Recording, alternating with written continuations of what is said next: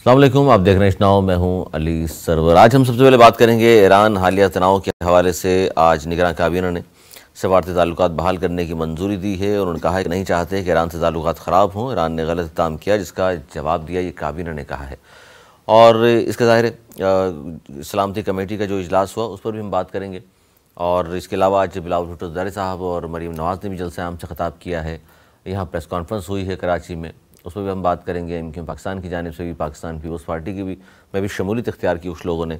खान साहब ने यानी कि पीटीआई के बानी पीटीआई ने भी गुफ्तगू की है और उन्होंने क्या कहा है ख़ासतौर पर मुज़ाकरात के हवाले से, इस पर हम बात करेंगे। उनसे पहले अपने दोनों मौजूद मेहमानों को एक बार फिर आपसे तारुफ में करा दूँ।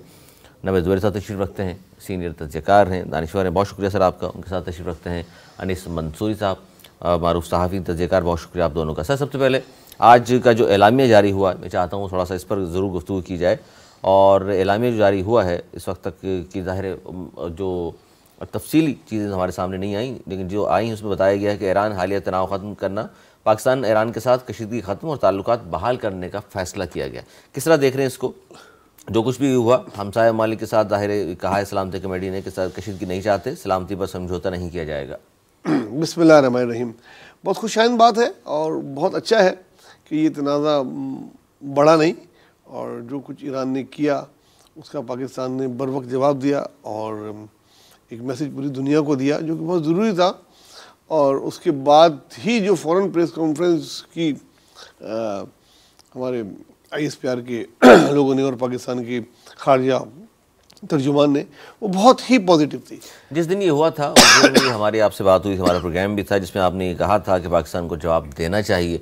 और फिर नेक्स्ट डे हमने देखा कि सुबह के वक्त फिर ये हुआ भी। इसमें अनीस मंसूरी साहब ने ये कहा था कि जी इस वक्त बल्कि इस तरह का जवाब नहीं होना चाहिए, ना कि तनाव जिससे बढ़ जाए, लेकिन ऐसा हुआ नहीं। जो आपने कहा था हो ऐसा गया। लेकिन जो अनीस मंसूरी साहब आपने जो कहा था, लेकिन बहुत सारे लोगों ने इस पर यह कहा कि जी इस वक्त का तकाजा यही था कि इस तरह ही उन्हीं के अंदाज से जवाब देना ज़रूरी था।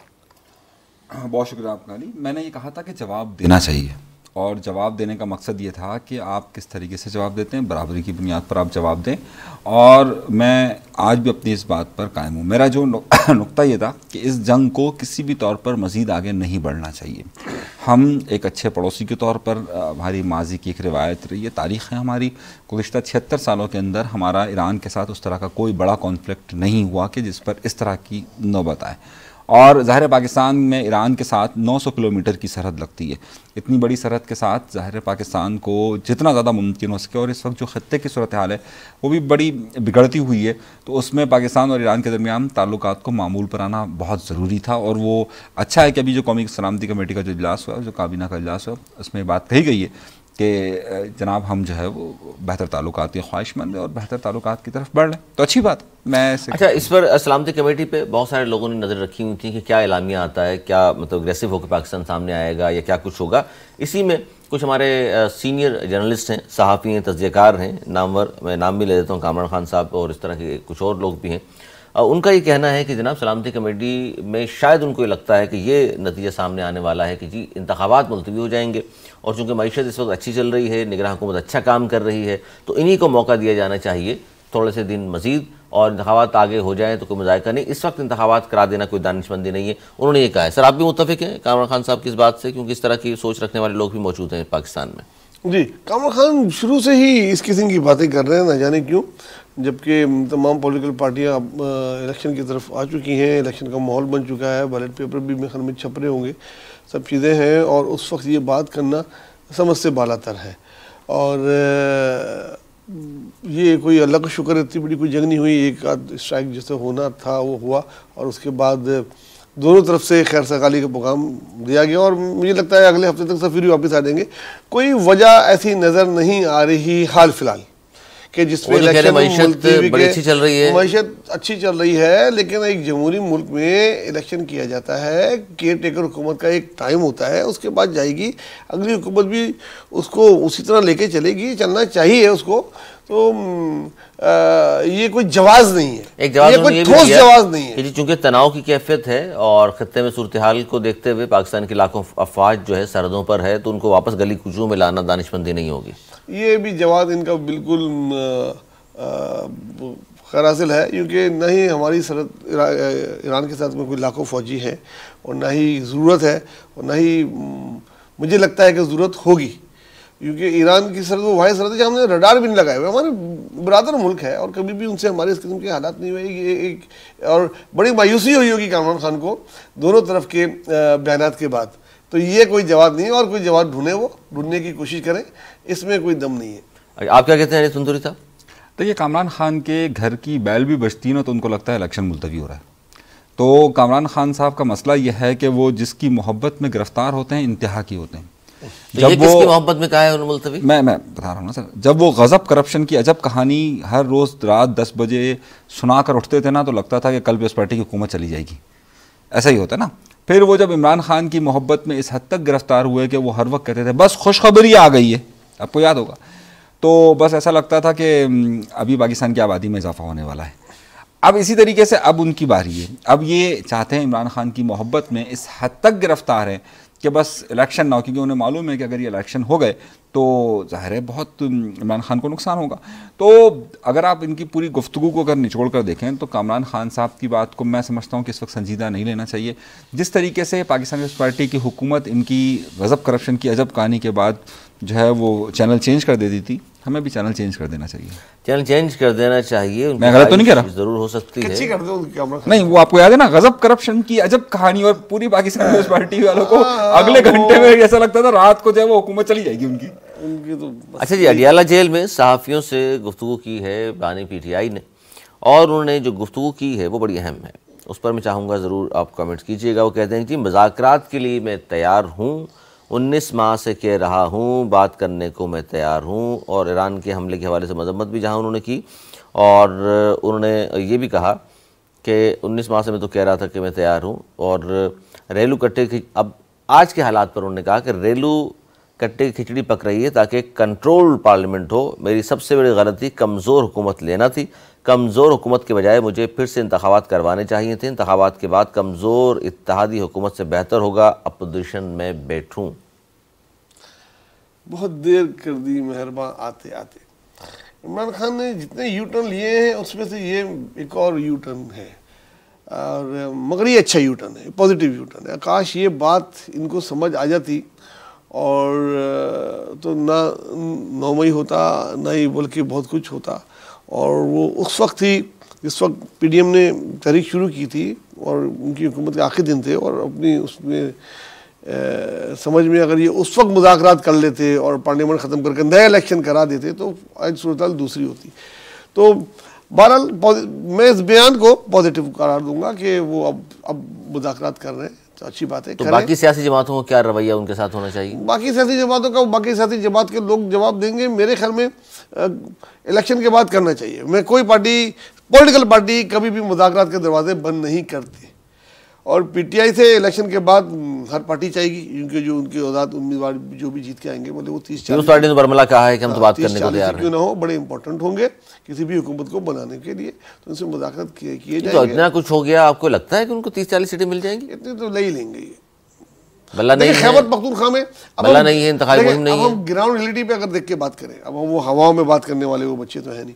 ग्राउंड रियलिटी ये है कि खैबर पख्तूनख्वा में अभी भी PTI का जोर है पूरा, तकरीबन संभल से फर्क नहीं पड़ रहा। हाँ, नहीं बल्ले से उनको इतना फर्क नहीं पड़ेगा। और अब इलेक्शन शुरू हो गए, अब देखें हर हल्के के लोगों को तकरीबन पता है कि उनका क्या निशान है क्या नहीं है। आने वाले 20 दिनों में और पता लग जाएगा। तो इनके जहाँ पंजाब में ये डैमेज करेंगे नून लीग को, खैबर पख्तूनख्वा में ये काफ़ी ले लेंगे सीटें, तो इनकी 30-40 प्लस होंगी इनकी, लगता है आपको? और वो बड़ी इंपॉर्टेंट सीट्स होंगी, हर पार्टी चाहेगी उस वक्त उनसे मुज़ाकरात करना। तो उन्होंने ये अच्छा दरवाजे खोल दिए। उस पर ये देखना होगा कि उस मुज़ाकरात के ज़रिए ये बनने वाली हुकूमत से क्या क्या रियायतें ले सकेंगे। तो इतना नुकसान रियासत के करने के बाद मुज़ाकरात की वो बात कर रहे हैं, तो फिर भी आप कह रहे हैं कि दुरुस्त? देखिए, अब उनको निकाल के पाकिस्तान से भेज तो नहीं सकते ना, ये भी एक हकीकत है। मुज़ाकरात तो किए जाते हैं। जब आप तालिबान से मुज़ाकरात कर सकते हैं, ये कर सकते थे, आप इंडिया से मुज़ाकरात करने के लिए तैयार हैं, आप दहशतगर्दों को तैयार हैं। और जब माजी में देखें जो चीज़ भी मुज़ाकरात के मतलब अपने मुल्क की सियासी जमातों से भी मुज़ाकरात करने चाहिए, इसमें कोई हर्ज नहीं है। हर्ज नहीं है। क्या कहेंगे अनिस मंसूरी साहब?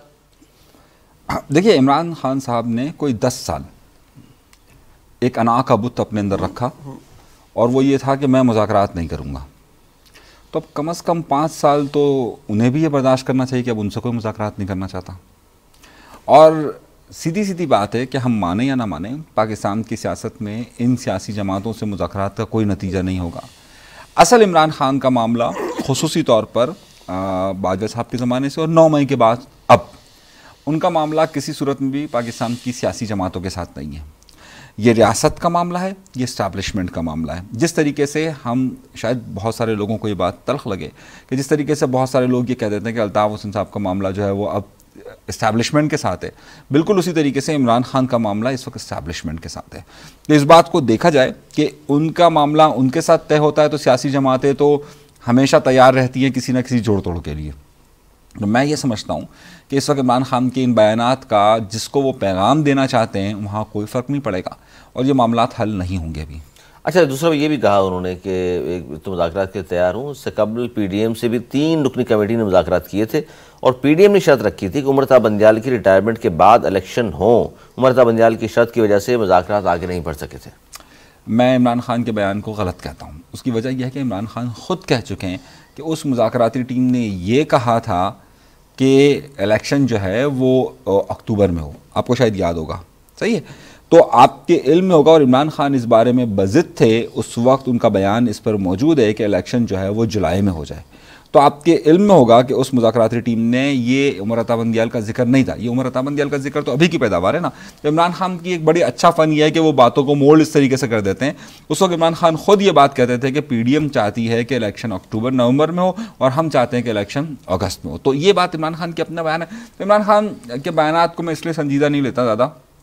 कल का भरोसा नहीं होता इमरान खान का, कल वो फिर एक नया यू टर्न ले लेते हैं। सर, आप ये समझते हैं 5 साल नहीं होने चाहिए मुज़ाकरात उनके साथ? तो वो कहते हैं जिस तरह अनीस मंसूरी साहब फरमा रहे हैं कि जहाँ इतनी बातें हुई हैं 10 साल वो अना कबूत तराशते रहे, तो 5 साल कम से कम उन्होंने भी इंतजार करना चाहिए। और लेकिन किसका इंतजार करना चाहिए ये भी साथ ऐड करें ना। जी, वो उस ज़माने में कौन होगा वो जाहिर है 5 साल बाद। हाँ, तो नहीं जी, बिल्कुल गलत बात है।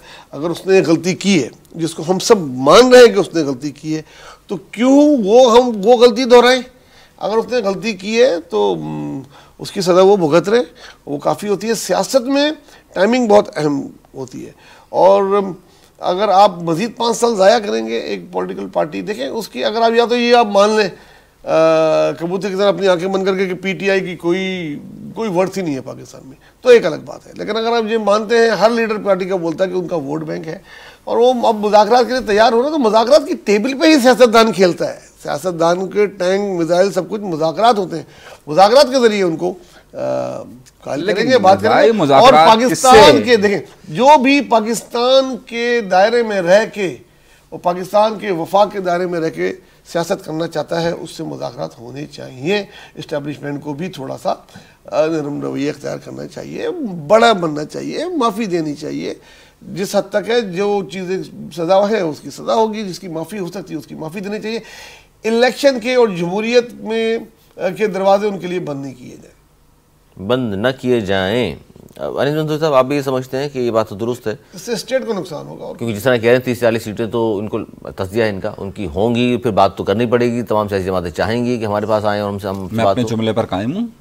ये मामला सियासी जमातों का नहीं है, मैं फिर बार बार कह रहा हूँ। नहीं तो आप भी समझते हैं कि अगर ये बात सही निकली और इलेक्शन के बाद वाकई 30-40 सीटें चलें पूरे पाकिस्तान से अगर आ गई उनके पास, तो फिर ये सियासी जमातें क्या पूछेंगी किसी से, उनसे बात नहीं, करते? उसके बाद तो Pakistan peoples party formula apply होगा ना, सिंध हाउस फार्मूला। इसका बिलावल भुट्टो ज़रदारी साहब कह चुके हैं कि आज़ाद उम्मीदवार से फिर बात होगी। तो वो आपको पता है, आज़ाद उम्मीदवारों से बात करने की चैंपियन है Pakistan peoples party. Sindh house आबाद होगा और जब सिंध हाउस आबाद होगा तो फिर हो जाएगा। लेकिन इमरान खान इसमें नहीं होंगे। मैं बार बार इसलिए आपसे अर्ज़ कर रहा हूँ कि देखिए, इमरान खान का मामला रियासत के साथ है और स्टेट के साथ है, इस्टेब्लिशमेंट के साथ है। हम इस बात को बार बार इस तरीके से दोहराते हैं क्योंकि इमरान खान का मामला पहले सियासी जमातों के साथ था। उस वक्त सियासी जमातों ने बेहद कोशिश की कि इमरान खान से मुज़ाकरात हो सके, लेकिन क्योंकि उस वक्त इमरान खान साहब के साथ सिंगल पेज और हाइब्रिड गवर्नमेंट का एक फार्मूला तय था, तो ये हो रहा था। आज इमरान खान अगर तनकीद करते हैं कि कंट्रोल गवर्नमेंट, तो बेसिकली तो हाइब्रिड गवर्नमेंट है ना, जो उस ज़माने में भी थी। आज इमरान खान उसकी मुखालफत करते हैं। इस चीज़ को मतलब सामने लाने वाले कौन थे? इमरान खान खुद थे। ये हम जितनी भी बहस कर लें कि सियासी जमातों से मुज़ाकरात होंगे, सब बेकार है, क्योंकि जिनके साथ उनका मामला है, जब तक वो हल नहीं होगा तब तक मैं नहीं समझता कि इमरान खान की खुद ज़ाती तौर पर सियासत में उस तरीके से अमलदारी हो सकती है जो माजी में रही है, जो माजी में रही। अच्छा, मैं सियासी खबरों के साथ साथ एक बड़ी अहम खबर है, चूँकि ये भी इसमें चाहता हूँ उस पर भी ज़रूर हम बात करें, दोबारा आएंगे कि जलसे जो हुए हैं आज ख़ास तौर पर तो मरीम नवाज़ साहिबा और बिलावल भुट्टो जरदारी साहब ने। अच्छा जी, के इलेक्ट्रिक को 20 साल के लिए बिजली तकसीम का नया लाइसेंस जारी हो गया। कराची वालों के लिए सबसे बहुत ज़्यादा अहम खबर है ये। और national electric power regulatory authority NEPRA ने के इलेक्ट्रिक को 20 साल की लाइसेंस जारी किया है। और नेपरा के मुताबिक के इलेक्ट्रिक अबूरी लाइसेंस की मुद्दत आज पूरी हो रही थी और के इलेक्ट्रिक को 6 माह का अबूरी लाइसेंस दिया गया था। और नेपरा ने ये बताया कि इलेक्ट्रिक को बिजली की तकसीम का लाइसेंस 18 जनवरी 2044 तक जारी किया गया है। और इससे पहले जो कारकर्दगी रही है माजी में के इलेक्ट्रिक की, वो हम सबके सामने है। गवर्नर साहब ने भी कहा था कि जी अब अगर के इलेक्ट्रिक का लाइसेंस उन्हीं को दिया गया तो मैं रुकावट बनूंगा, चूँकि नई पार्टी के सामने आ गई है जिसने खरीद दिया। सर, के इलेक्ट्रिक की कारकर्दगी और फिर एक नई कंपनी, उसको 20 साल के लिए दे दिया गया। अब कोई भी बात अगर उनसे होगी तो जाहिर है वो 2044 तक तो जैसी भी कारकर्दगी होगी उनकी, हम आप सब कराची में रहते हैं, जानते हैं क्या कारकर्दगी रही है के इलेक्ट्रिक की। किस तरह देख रहे हैं इस मामले को आप? नहीं, ये बहुत ही बुरा फैसला है और मेरे ख्याल में अगर कानून इजाज़त दे तो इसको किसी न किसी को चैलेंज करना चाहिए और उसका ऑडिट करवाना चाहिए। अगर उसका ऑडिट होगा और उसकी कारकर्दगी का भी ऑडिट हो, पोस्टमार्टम हो और अदालत में पेश किया जाए कि ये मुआहदा करके आए थे कि इतना इन्वेस्ट करेंगे और इन्होंने कितना इन्वेस्ट किया है इस शहर में, कितनी सब्सिडी इनको दी गई और क्यों एक प्राइवेट इदारे को सब्सिडी दी गई, उस सब्सिडी का क्या हुआ, वो कहाँ इस्तेमाल हुई, ये करना चाहेगा। और जिस तरह ये नेपरा के साथ मिलके प्राइस बढ़ाते रहे फ्यूल के और डॉलर के रेट पे, अब मुसलसल 5 महीने से डॉलर भी डाउन हो रहा है, फ्यूल भी डाउन हो रहा है, लेकिन मैंने ये नहीं सुना कहीं फ्यूल एडजस्टमेंट के तहत आज 5 रुपये पर यूनिट बिजली सस्ती कर दी गई। पता नहीं ये क्यों नहीं होता। और इस पर एक वक्त मैं नहीं समझता 2044 की बात बहुत दूर की बात है, 2 साल भी अब केसी और मजीद चल जाए, मुझे ज़ाती तौर पर जारी किया गया सर। लेकिन आवाम की, तो आप समझ रहे थे कि इस हुकूमत को अपनी तहवील में लेना चाहिए था। ईमेल्स गई हैं, कितने मुतालबात गए हैं, उसके बावजूद ये किया गया। तो ये जब भी कोई पॉलिटिकल गवर्नमेंट आएगी तो इसको रिविजिट करेगी। मेरा नहीं खाली अभी केयरटेकर है, तहवील के हक में आप देखिए, हुकूमत की तहवील के हक में तो मैं बिल्कुल नहीं हूँ। हुकूमतों को नहीं चाहिए कि वो इस किस्म के बिजनेसेस करे। ये दुनिया भर में प्राइवेटाइज है, यहाँ भी प्राइवेट करना चाहिए। एक से ज़्यादा कंपनी होंगी, कंपटीशन होगा, आवाम को फ़ायदा होगा। एक ही कंपनी क्यों? एक ही कंपनी क्यों? और एक से ज़्यादा कंपनी होनी चाहिए और उस पर गवर्नमेंट का जो इदारा है वो उस पर नज़र रखे, लेकिन उस पर भी चेंजेस होनी चाहिए क्योंकि ये इदारा अपना काम कर नहीं पाया रेगुलेटरी वाला, ये एक तरफा ही है। क्या कहेंगे? बार को मिला के खेल रहे हैं। इलेक्ट्रिक 20 साल के लिए लाइसेंस फिर जारी और बहुत सारे लोगों ने कहा था हम रुकावट बनेंगे और ये होगा, कारकर्दगी माजी की हमारे सामने है। अब 2044 तक क्या फिर हाथ पर हाथ रखकर हम इन्हीं के रहम करम पर होंगे? केई का 20 साल के लिए लाइसेंस दोबारा देना वफाक का कराची के शहरियों पर एक जुल्म है। मैं कराची के शहरियों की तमाम तर उन पर होने वाले जुल्म को, उनकी दरख्वास्तों को नज़रअंदाज करके वफाक ने ये जो एक पास किया, ख़ास तौर पर उस वक्त के जब आप एक निगरान सेटअप के अंदर हैं, उस निगरान सेटअप ने 20 साल के लिए दे दिया। अब आप खुद सोचिए, यहाँ पर बिजली लोड शेडिंग इस वक्त कई जगहों पर 16-16 घंटे हो रही है। यहाँ पर बिजली के बिलों में कोई कमी नहीं हुई। यहाँ पर जो पुरानी 20 साल के अंदर सब्सिडी दी गई उस सब पर खामोशी इख्तियार की गई है। जब मुझे याद है अच्छी तरीके से कि जब परवेज मुशर्रफ के दौर में इसकी निष्कारी का अमल किया गया तो पाकिस्तान पीपल्स पार्टी और दीगर सियासी जमातों ने कहा था हम आकर उसे तब्दील करेंगे। मैं कहता हूं नवेद भाई से, आप याद रखिए कि उसके बाद जब पाकिस्तान पीपल्स पार्टी की गवर्नमेंट आई तो उन्होंने उसे साथ दिया, हटाया नहीं। नवाज शरीफ की हुकूमत आई, उन्होंने नहीं हटाया। इमरान खान की हुकूमत आई, नहीं हटाया। ऐसे में कामरान टेसोरी साहब गवर्नर हैं, सिर्फ बातें बड़ी कर सकते हैं, काम नहीं कर सकते। तमाम सियासी जमातों ने सिर्फ नाम निहाद बातें की और कराची के शहरियों के साथ जुल्म रवा रखा।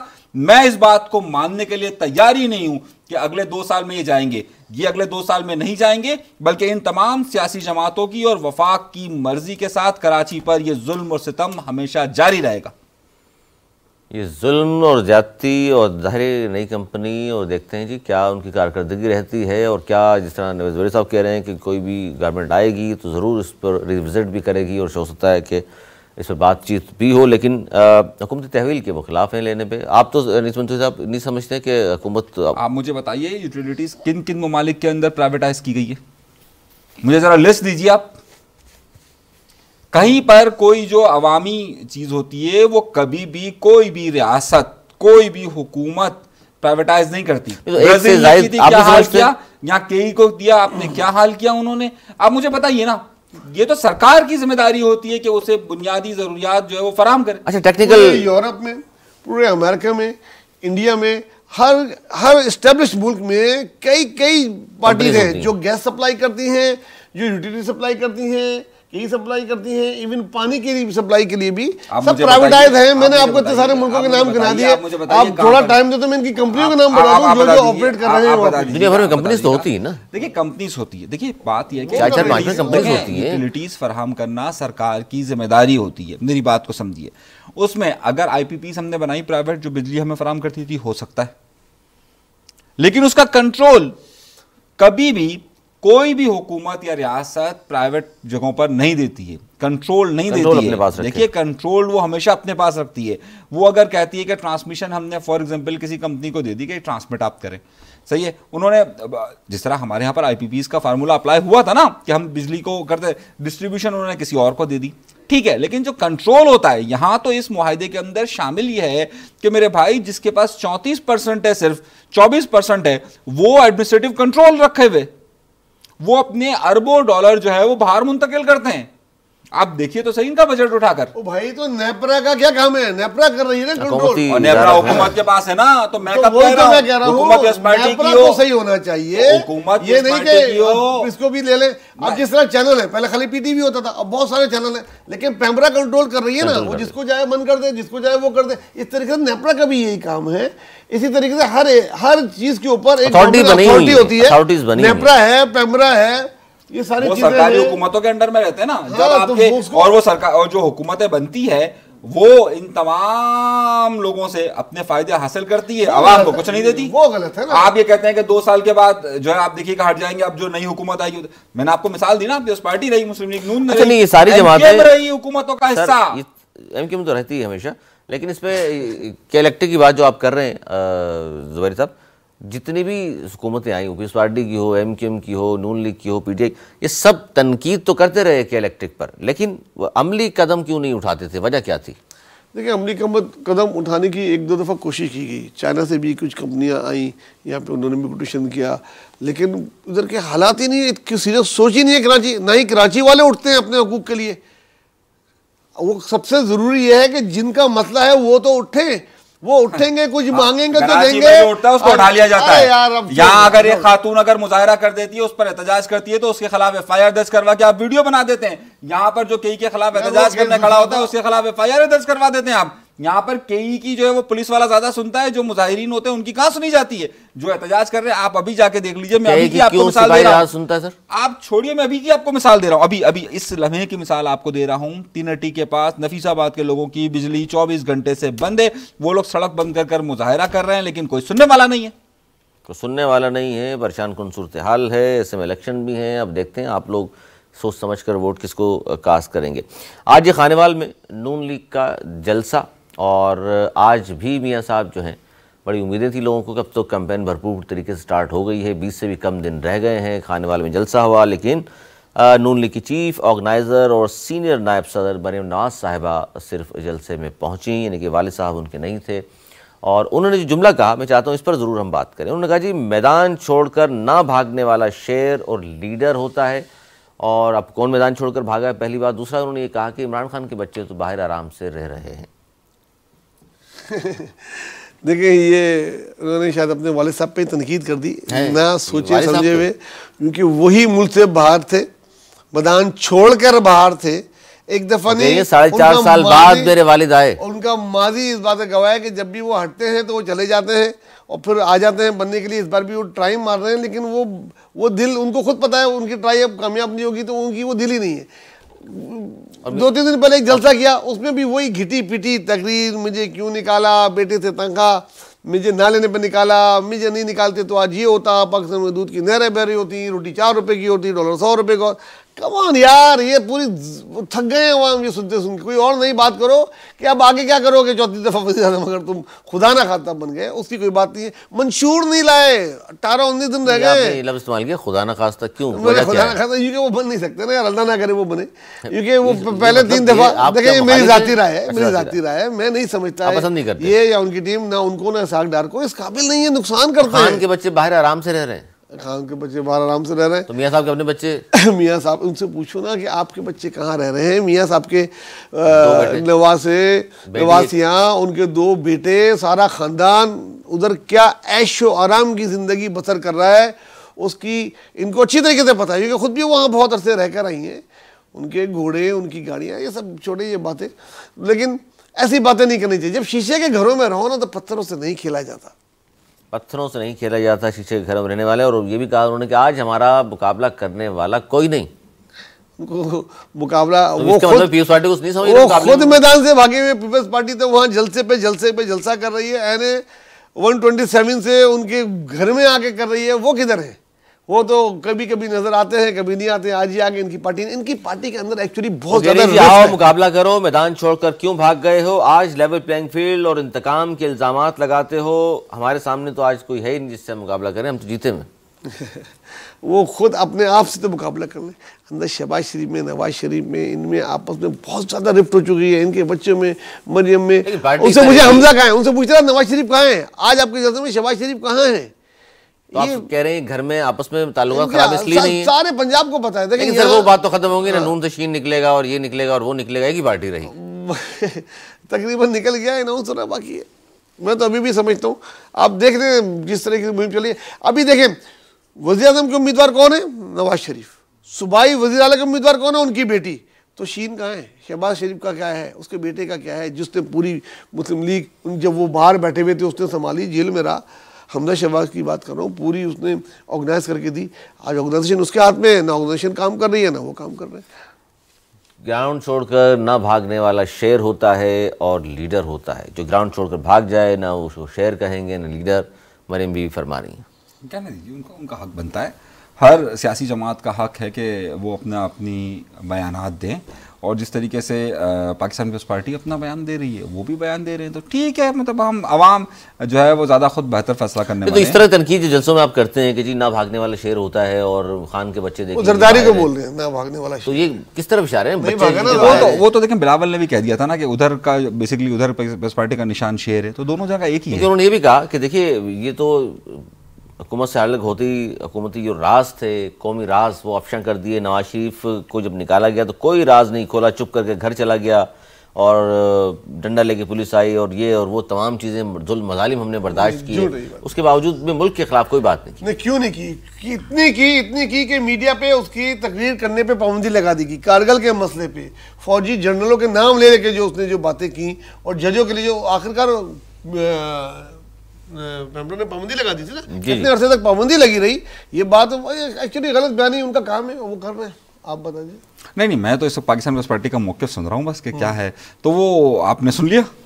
अच्छा, आज बिलावल साहब ने ये कहा कि जनाब बड़ी मुश्किल से कल शेर नज़र आया, आज फिर गायब, ऐसा ना हो ये फिर डर कर छुप जाएं और मेरे मुखालिफ को हर सूरत चौथी बार कुर्सी बैठने की फ़िक्र है, जबकि कौम की उनको कोई फ़िक्र नहीं है। हालांकि कौम की फ़िक्र होनी चाहिए कि जनाब कौम इस वक्त किस दलदल में है, और उन्होंने कहा हम तो डट कर मुकाबला करेंगे और खून चूसने वाले शेर का पेट 3 बारियां लेकर भी नहीं भरा है।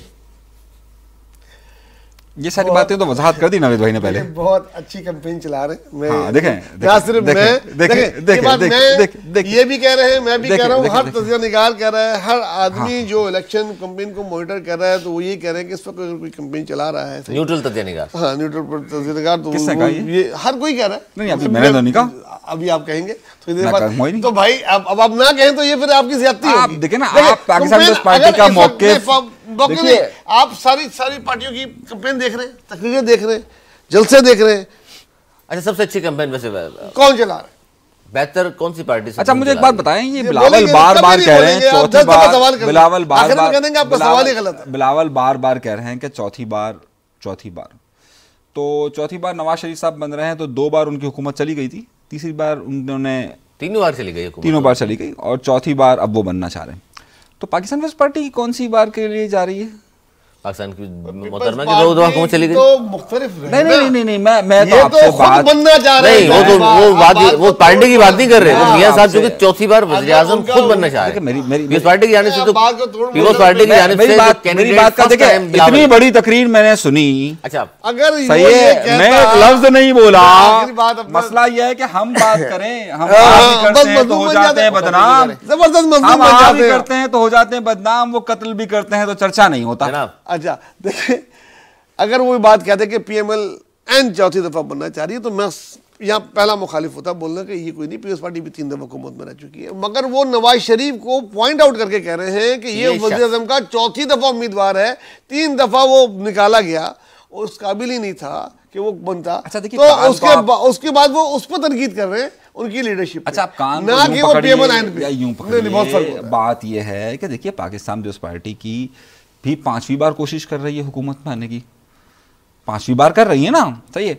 आप मुझे बताइए कि पाकिस्तान पीपल्स पार्टी हो या मुस्लिम लीग नून हो, मुस्लिम लीग नून चौथी बार कोशिश कर रही है, पाकिस्तान पीपल्स पार्टी 5वीं बार कोशिश कर रही है, तो हर पार्टी ऐसे ही कर रही है। इमरान खान मान तो लिया, पीटीआई भी कर रही है, जमात इस्लामी भी हर बार करनी चाहिए ना। जाहिर सियासत, आप मेरी बात तो मुकम्मल है, हमने पूरा मौका दिया। सियासत तो कोर्ट बनाने के लिए कर रहे हैं ना हर बंदा। देखिए, हमने आपको पूरा मौका दिया। गलत बात नहीं है। वाह वाह वाह वाह वाह वाह, कि हम अगर मैं कह रहा हूँ ना। अच्छा, बिलावल साहब आप बात ही नहीं करने थे तो मजलूमियत की तो सवाल। बिलावल साहब ये कह रहे हैं कि अब सिर्फ 2 ही जमातें रह गई हैं, एक कायदे अवाम की पीपल्स पार्टी है, दूसरी जनरल जिया की नून लीग। अच्छा, दूसरी जनरल जिया की अगर नून लीग है तो इसी नून लीग के वज़ीर ख़ारजा बहुत सारे लोग तनकीद करते हैं, आप क्या कहेंगे इस पर? तो देखिए ना, जब बॉल दिया बिल्कुल आपने शॉट भी दिए, वो भी लेग स्टंप के बाहर। देखिए अब ये इनका हुक देखिए, हमें यॉकर कराते हैं, हमें यॉकर, अच्छा वो भी ब्लॉक होल में। ये गलती जो की है, बोला जी प्लीज।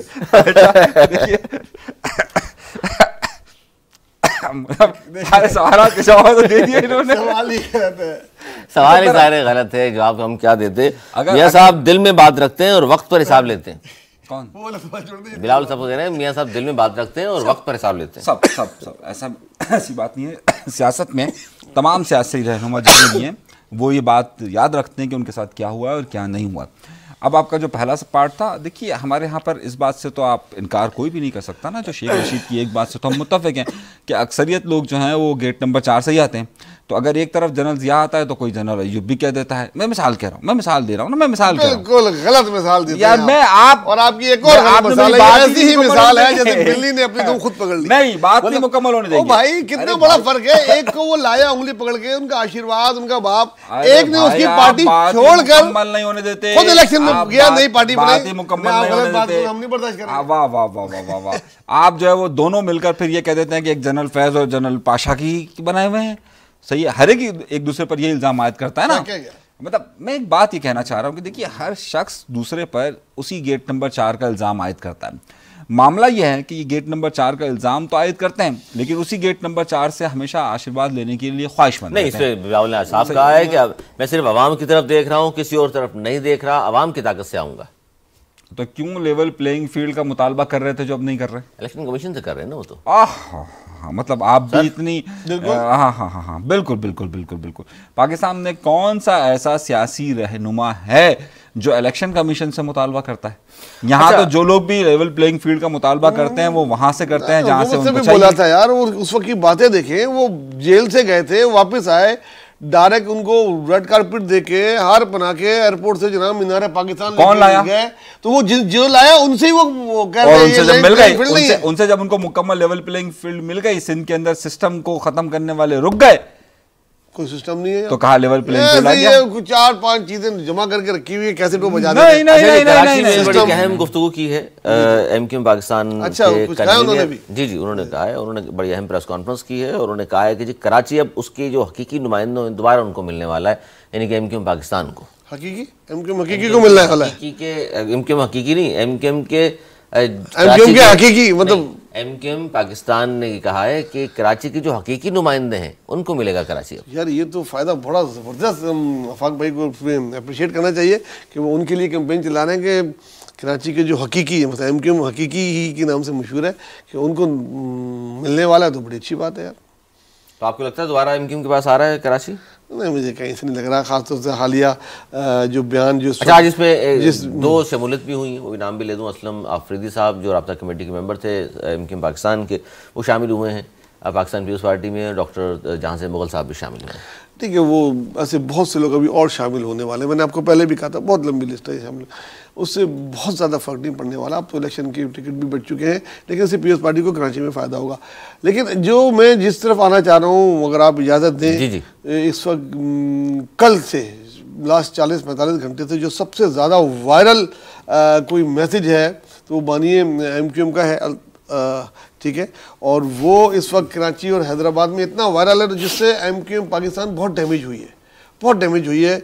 और उसके बाद मैं नहीं समझता जो ये बयान है जिसके आप मुझसे चाह रहे हैं तो वो करें, मेरे ख्याल में उनको नुकसान होगा। जनाब देखिए, अगर ज़मीनी हक़ाइक़ देखें तो MQM पाकिस्तान अवामी सतह पर इतनी मकबूल जमात नहीं है, इस वक्त नहीं है। अच्छा, इस वक्त अब अगर वो ये समझते हैं कि कहीं से उनका कोई सिलसिला हो सकता है, और इस वक्त जिस तरीके से पाकिस्तान तहरीक इंसाफ के साथ मामलात हुए हैं, किस तरीके से MQM लंदन का फैक्टर नहीं है, तो इस बारे में अगर उन्हें कहीं से कोई यकीन दहानी है तो एक अलग बात है।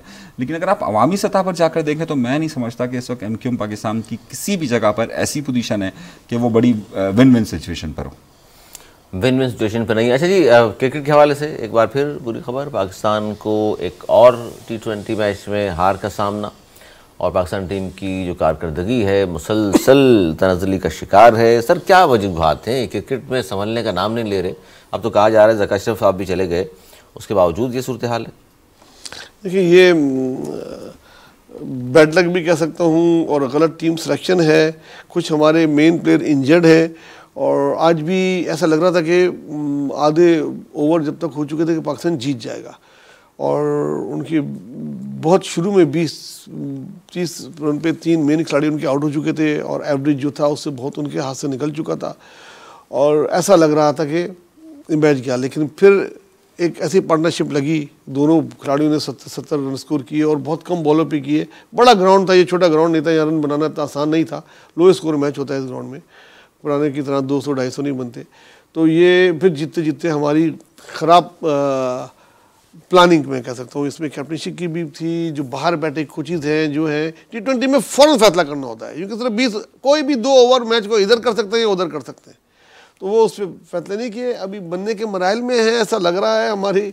अभी यूके इतने वर्ल्ड कप के लिए बार बार लोग चेंज कर रहे हैं, और खिलाड़ी से खासतौर से मिडिल ऑर्डर जिसको पाकिस्तान लैक कर रहा है, वहाँ हमें 1-2 प्लेयर ऐसे चाहिए जो फिनिशिंग कर सकें, ज़्यादा स्कोर कर सकें। और बॉलर की तो हसनैन आपको पता है, और 1-2 बॉलर और हमारे शदाब हो गए।